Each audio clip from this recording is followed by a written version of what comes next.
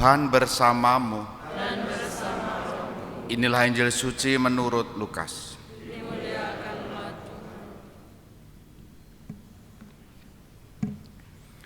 Pada suatu hari Sabat, Yesus mengajar dalam salah satu rumah ibadat. Di situ ada seorang wanita yang telah 18 tahun dirasuki roh. Ia sakit sampai bungkuk punggungnya dan tidak dapat berdiri lagi dengan tegak. Ketika Yesus melihat wanita itu, dipanggilnyalah dia. Lalu Yesus berkata, "Hai ibu, penyakitmu telah sembuh." Kemudian wanita itu ditumpanginya tangan, dan seketika itu juga ia berdiri tegak dan memuliakan Allah. Tetapi kepala rumah ibadat itu gusar karena Yesus menyembuhkan orang pada hari Sabat. Lalu ia berkata kepada orang banyak, "Ada 6 hari untuk bekerja. Karena itu datanglah pada salah satu hari itu untuk disembuhkan dan jangan pada hari Sabat."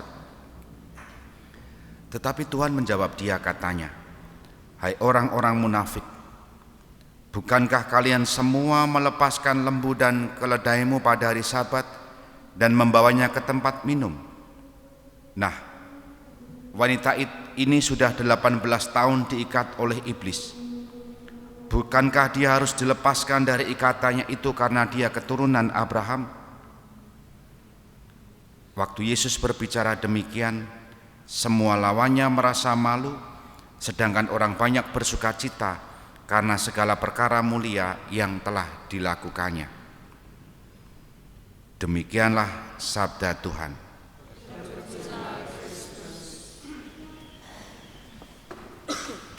Saudari-saudara yang terkasih, selamat pagi berkah dalam.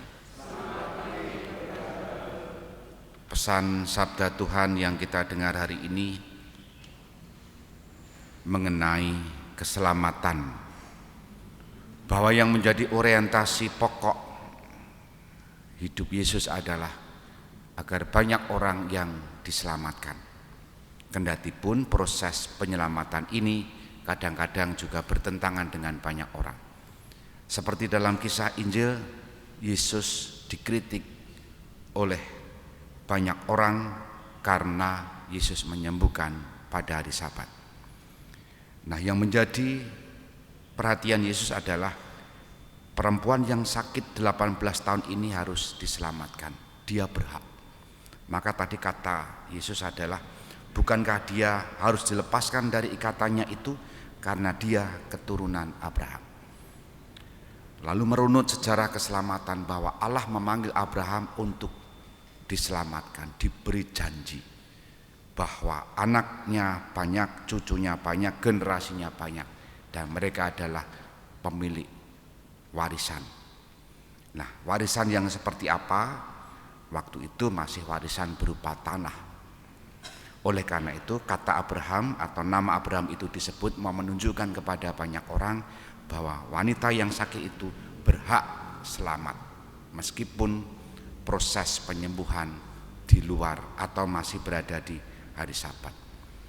Nah, apa yang dikatakan Paulus ditulis kepada jemaat di Roma menyinggung juga soal warisan, bahwa kita semua adalah hidup menurut daging, tapi karena berkat Yesus kita semua hidup menurut roh. Itu artinya kita menjadi satu keluarga dan kita dijamin untuk hidup memperoleh keselamatan.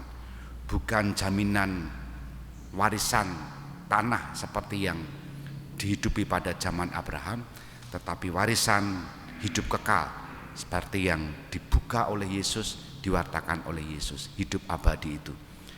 Oleh karena itu dua pesan hari ini mengajak kita untuk merenungkan begini. Kalau Tuhan memiliki tujuan untuk hidup kita selamat, maukah kita membuka hati terhadap keselamatan itu bagi Tuhan? Atau kita pun juga diajak untuk bertindak, bersikap seperti Yesus yang menyelamatkan banyak orang, yang tidak terikat pada aturan yang membelenggu, tapi justru memiliki cara-cara kreatif dengan tetap berharap agar kita pun menjadi penyalur rahmat membawa banyak orang atau pribadi-pribadi agar memiliki keselamatan dan sekaligus mendapatkan keselamatan itu. Ada banyak cara, melalui kehadiran kita, sapaan kita, dan juga kepedulian kita kepada mereka yang sungguh membutuhkan kita. Kita hening sejenak.